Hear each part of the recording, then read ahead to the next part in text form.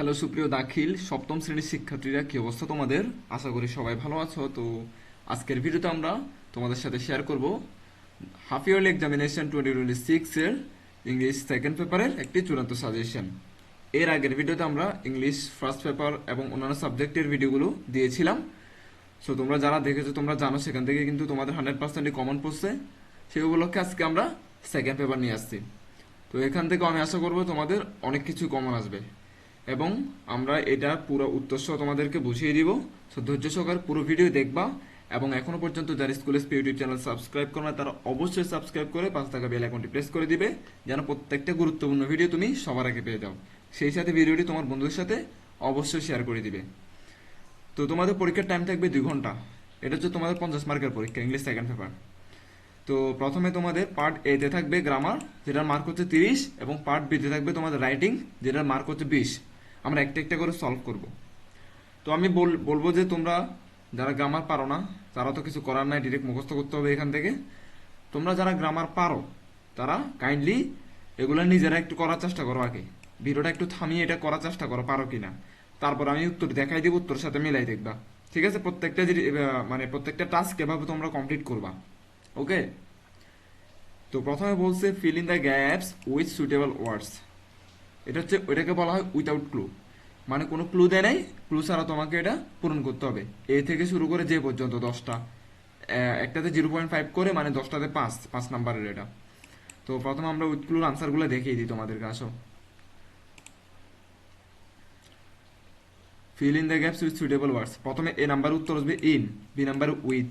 এই যে এখানে আসবে প্রথমে ইন, যেমন since 1896 the Olympic Games have been held regularly in different countries every 4 years. Okay? তারপর আসতেছে তোমাদের সি নাম্বার আসবে এন, ডি নাম্বার হচ্ছে ওপেনিং, ই নাম্বার হচ্ছে ফিট, সরি লিড, তারপর F number carried, G number burning, এরপরে H number enters অথবা reaches, I number the, আর যে নাম্বার হচ্ছে গ্রিটেড অথবা ওয়েলকামড, যে কোনো একটা হবে। দেখি লাস্টেরটা আমি, bound up the steps to light the Olympic flames, when he does this he is welcome by a roar of অ্যাপ্লাউস। হাততালির মাধ্যমে ওয়েলকাম করা হলো। ওকে, অ্যাপ্লাউস মানে হাততালি।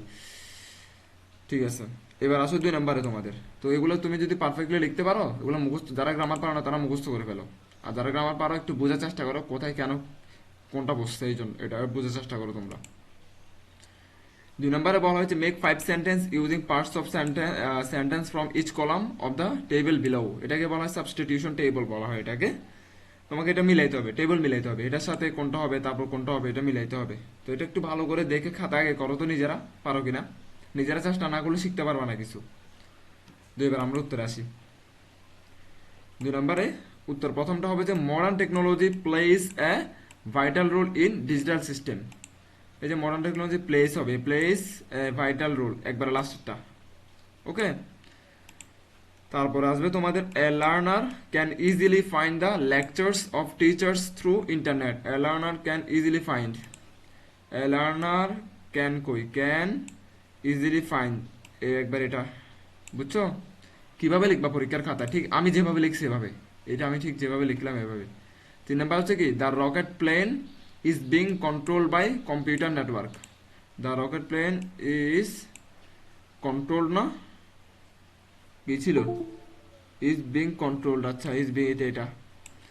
এরপর অনলাইন ব্যাংকিং সিস্টেম কোনটা হবে, online banking system has already, online banking system has already, এটা একটা সিরিয়াল মেনটেন করছে। দেখো নিচ থেকে উপরের দিকে যাচ্ছে, খালি নিচ থেকে উপরের দিকে যাচ্ছে, মানে এদিক থেকে একটা নিয়ে নিচ থেকে উপরের দিকে যাচ্ছে।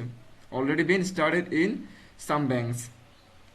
সিসি ক্যামেরা সিস্টেম মেবি হবে মনে হয়, মেবি ইউজ টু ট্রেস, তাহলে CC camera system maybe use to trace out the criminals, মানে সিসি ক্যামেরা সিস্টেম হতে পারে এই ক্রিমিনালদেরকে ট্রেস করে, এটা দ্বারা সিসি ক্যামেরার মাধ্যমে মানে ক্রিমিনাল ধরা যায় ইত্যাদি আর কি। বুঝছো তোমরা? এই গেল তোমাদের 2 নাম্বার। এটা পারফেক্টলি লিখতে পারলে 5 নাম্বার তোমাকে যে 5-এ 5 দিবে, একটা নাম্বারও কাটতে পারবে না, এখানেও 5-এ 5 দিবে। 3 নম্বরে আসো। 3 নম্বরে বলা হয়েছে complete the following text with the right form of verbs given in the parenthesis. তাহলে এটাকে বলা হয় রাইট ফর্ম অফ ভার্ব। তোমরা কি গ্রামার পড়ছিলে রাইট ফর্ম অফ ভার্ব? অনেকে পারো, অনেকে আবার পারো না। মানে ভার্বের সঠিক ফর্মটা লেখা, যেমন কল মানে ডাকা, এটা একটা ভার্ব। তারপরে তোমার হচ্ছে বিকাম, বিকাম তো হওয়া, এটা একটা ভার্ব। হ্যাঁ, স্কোর, স্কোর মানে স্কোর আর কি। মেনটেন, কোনো কিছু মেনটেন করা, ম্যানেজ করা, অ্যাপয়েন্টমেন্ট, এগুলোকে বলা হয় ভার্ব। ভার্বগুলো কি করতে হবে তোমাকে? ফর্মটা পরিবর্তন করতে হবে টেন্স অনুযায়ী। Okay. A 50 over match call a one day match, call ED হবে লাস্টে মনে হয় এটা। দেখি, যেটা বললাম ইজ কল্ড হবে, ইডি হবে এখানে, সাথে একটা অক্সিলারি ভার্বও আসবে। উত্তর কোনটা? উত্তর হচ্ছে A number, is called. B number হবে যে হ্যাজ বিকাম, হ্যাজ বিকাম। এই দেখো বিকাম অলরেডি দিছে এখানে, এই যে উত্তর ব্র্যাকেটে দিয়ে দিছে, জাস্ট কিছু একটা যোগ করতে হবে তোমাকে। বি নাম্বার উত্তর হ্যাজ বিকাম। সি নাম্বার উত্তর হচ্ছে কি? সি নাম্বার উত্তর হচ্ছে to score, to score. D number উত্তর কি? Must be maintained. A number উত্তর হচ্ছে আর কম্পেয়ার্ড। ঠিক আমি যেভাবে লিখছি এখানে পরীক্ষায় সেভাবে লিখবা। আর দয়া করে তোমরা শুধুমাত্র স্ক্রিনশট নিয়ে নিয়ে উত্তর মুখস্থ করিও না, বোঝার চেষ্টা করো কোনটা কেন কোথায় হয়েছে, এটা রিডিং পরে পড়ো। খালি বলিও না যে A number called, B number has become, এভাবে পড়িও না। আমি তো তোমাকে উত্তর বলছি, এই জন্য বলছি।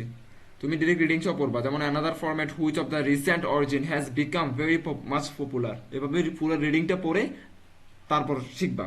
তাহলে কি হবে, তোমার মাথায় মানে সেট হয়ে যাবে এটা অটোমেটিক। ঠিক আছে।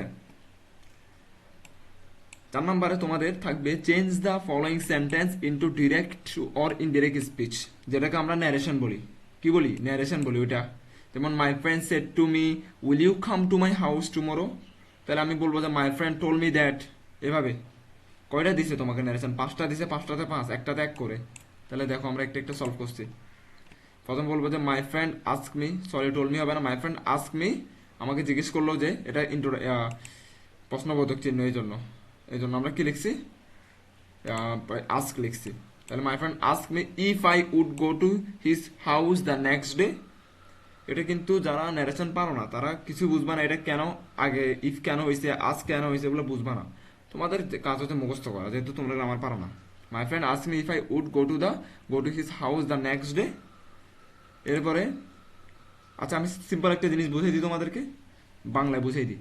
মাই ফ্রেন্ড সেড টু মি মানে আমার বন্ধু আমাকে বললো will you come to my house tomorrow, তুমি কি আমাদের বাড়িতে আসবে আগামীকাল?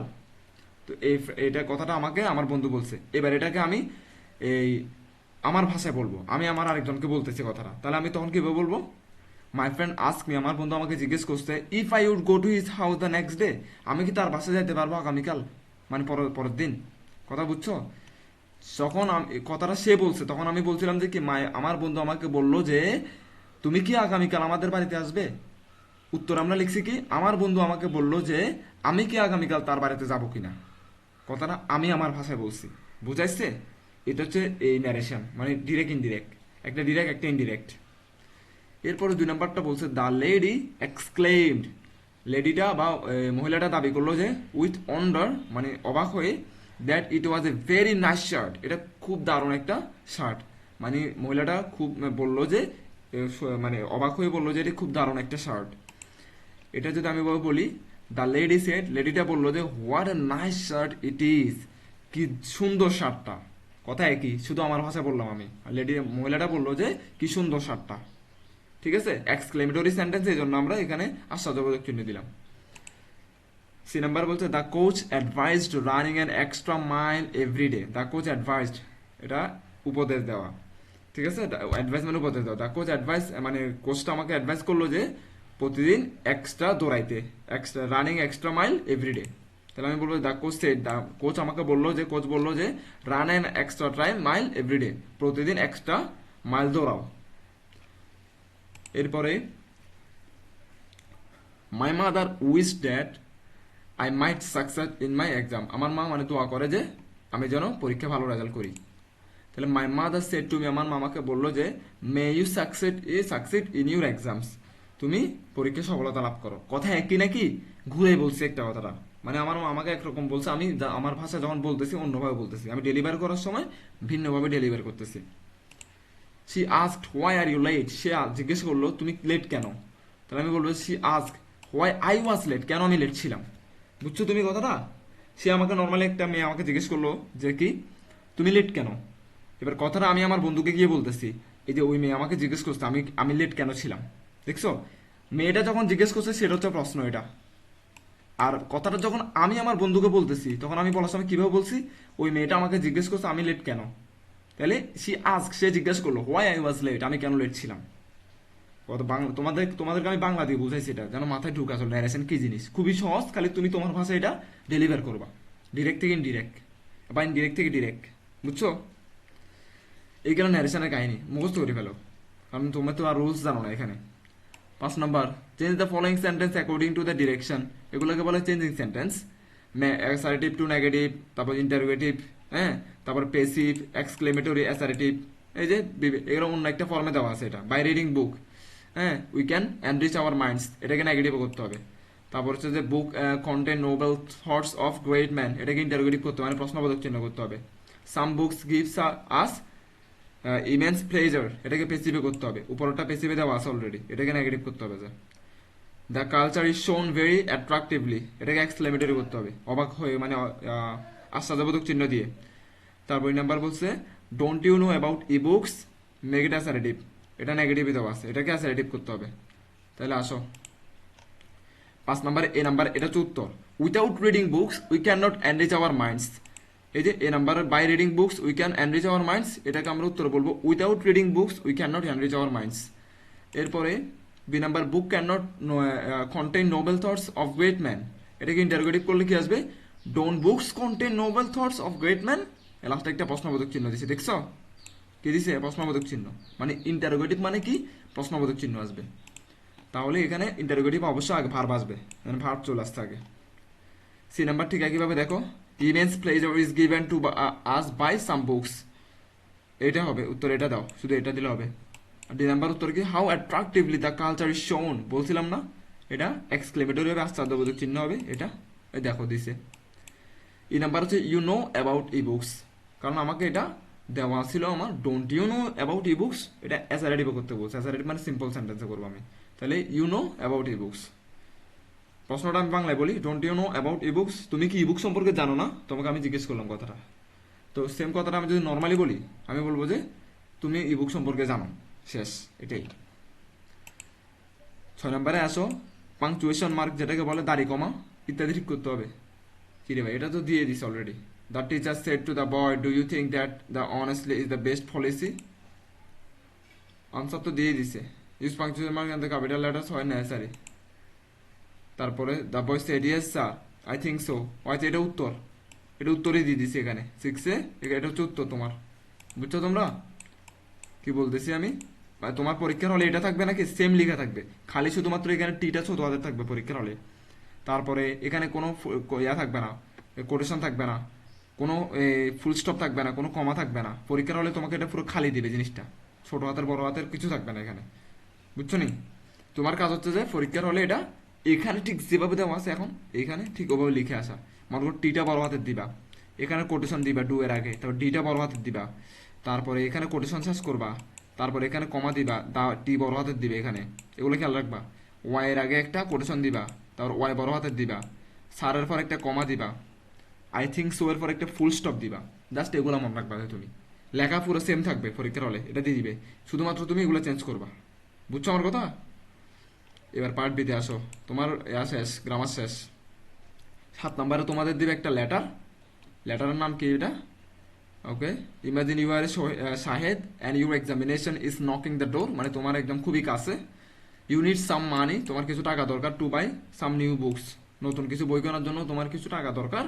নাও write a letter to your father, তাই তোমার বাবাকে একটা লেটার লেখো, চিঠি লিখো। Asking for some money to buy books, মানে কিছু টাকার জন্য, তোমার বই কেনার জন্য কিছু টাকা লাগবে তোমার বই কেনার জন্য, তোমার বাবাকে এটা লিখো। তো এটা তোমাদের গাইডে আছে না, গাইড থেকে পড়ে নাও যাদের গাইডে আছে, আর যাদের গাইডে নাই তারা আমার এখান থেকে পড়ে নাও। এই যে 7 নম্বর এখান থেকে শুরু করছি আমি। এই ডেট দিবা প্রথম একটা, ডেট দেওয়ার পরে এর টু কথাটা এখানে না, এখানে লিখবা, এই এই জায়গাতে লিখবা, এই জায়গাতে লিখে লিখবা টুতে তোমার আব্বার নাম লিখবা, আব্বার নাম লিখে তোমার লিখবা, অ্যাড্রেস লিখবা, ঠিকানা লিখবা, মানে আব্বুর নাম, তোমার আব্বুর নাম লেখার পরে এই দিক দিয়ে কমা দিবা, কমা দিয়ে নিচের লাইনে অ্যাড্রেস লিখবা, তারপর এখান থেকে ডিয়ার ফাদার দিয়ে শুরু করবা। অ্যাপ্লিকেশন ঠিক যেভাবে লেখো আর কি, letter. Dear father, I hope you are doing well, my half yearly examination is knocking the door. মানে খুবই কাছে, আমার ডোর মানে আমার দরজায় করা নাড়তেছে আর কি। নক মানে কি, নক করা দরজায়। I have been preparing well, but I urgently need to buy a few reference books for my English and mathematics course to complete my final revision. মানে কি, আমাকে I have been preparing well, আমি খুব ভালো প্রস্তুতি নিচ্ছি, but কিন্তু I urgently need to buy a few reference books, আমার কিছু রেফারেন্স বুক দরকার, মানে গাইড বুকের মতো, ফর মাই ইংলিশ এবং ম্যাথমেটিক্স, আমার ইংরেজি এবং গণিতের জন্য, course to complete my final revision, আমার ফাইনাল রিভিশনটা দেওয়ার জন্য। প্লিজ দয়া করে সেন্ড মি 1500 টাকা অ্যাজ সুন অ্যাজ পসিবল, খুব জলদি আমাকে আপনি 1500 টাকা পাঠান, so I can purchase them, তবে আমি এগুলো কিনতে পারবো। ঠিক আছে, আমি একটু করে দিই, তোমরা যেন স্ক্রিনশট নিয়ে ভালোভাবে পড়তে পারো, ওই জন্য